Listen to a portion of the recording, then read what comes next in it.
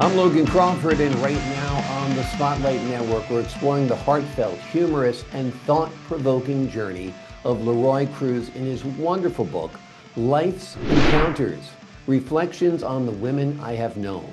This is a candid memoir that takes us through the highs and the lows of one man's search for true love after divorce, reflecting on relationships, heartbreak, and self-discovery.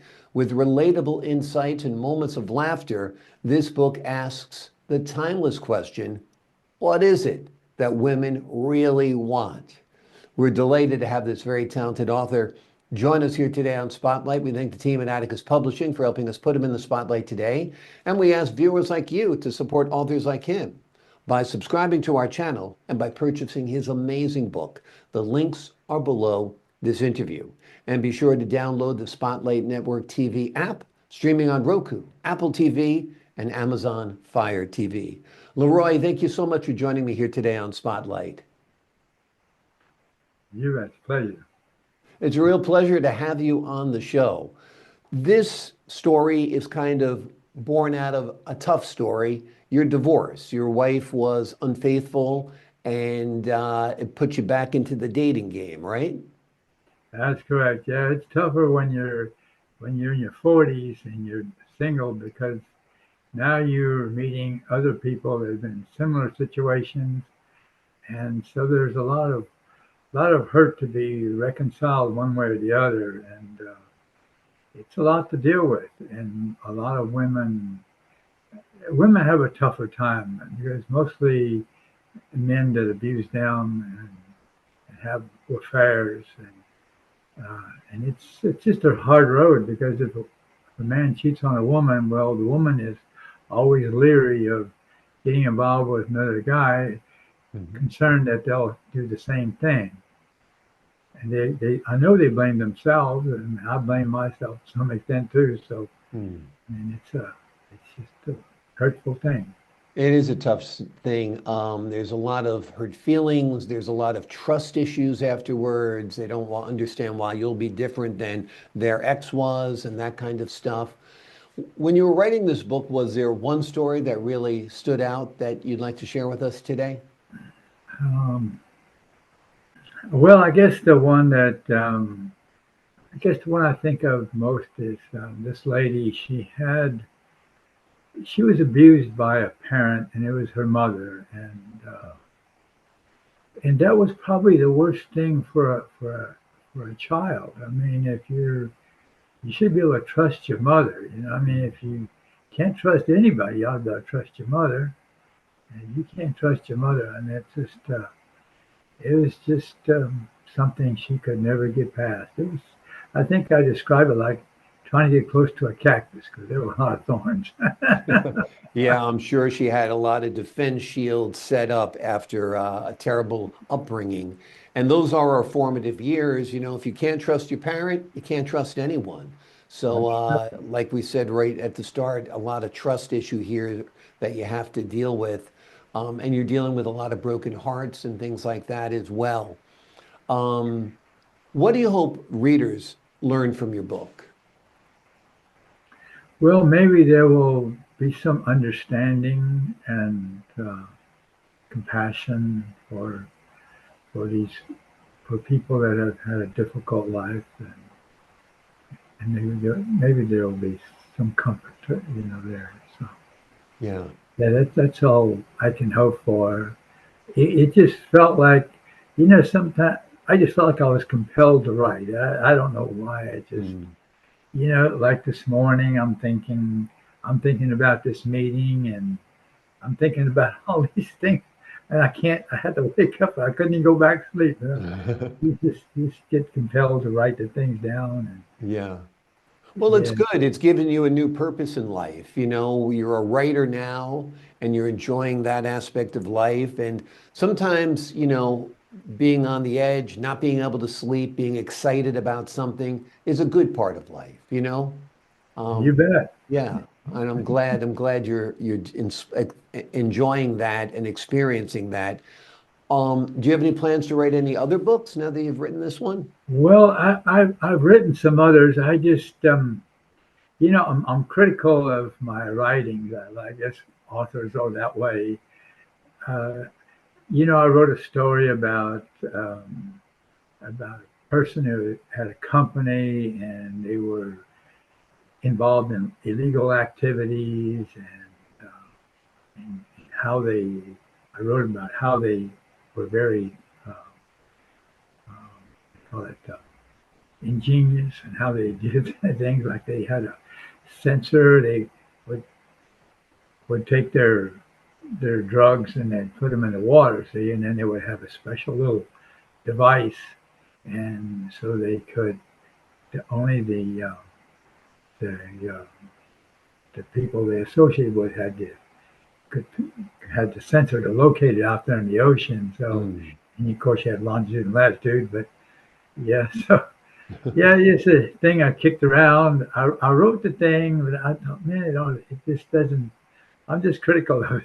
I Yeah. don't, Well, sometimes it takes a while to develop work. You get the idea, you get the premise, you get the settings, you get the characters, you get the dialogue, and then, sometimes it takes years to work it out. So it sounds like you're on a good path there and that the book will take the form you want it to take down the road.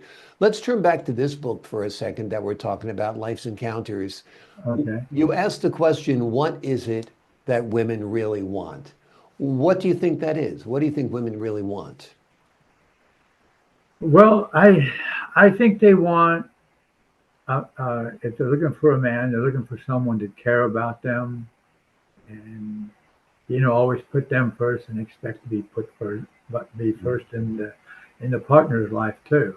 It should be a two-way street, and we don't try to find somebody that is willing to just think more about kindness as opposed to being right. It's not to me. It's not important to be right as it is to be kind. Hmm. That I think is imperative in a relationship.